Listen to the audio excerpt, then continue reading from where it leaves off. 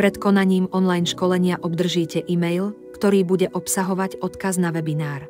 Ten sa uskutoční prostredníctvom platformy GoToMeeting, ktorú spustíte cez prehliadač.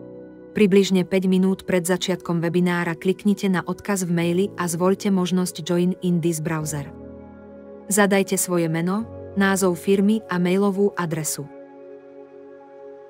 Kameru môžete mať zapnutú alebo vypnutú podľa svojho uváženia.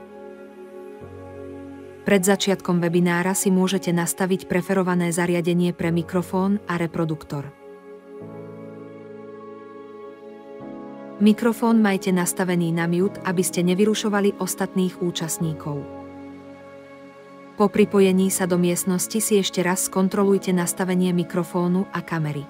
Na pravej strane obrazovky máte možnosť chatu, kde môžete posielať správy všetkým alebo vybraným účastníkom.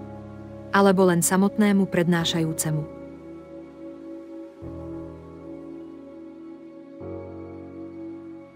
V strednej časti obrazovky si môžete zmeniť rozloženie obrazovky podľa toho, či chcete vidieť všetkých účastníkov, len prednášajúceho s prezentáciou alebo len prezentáciu.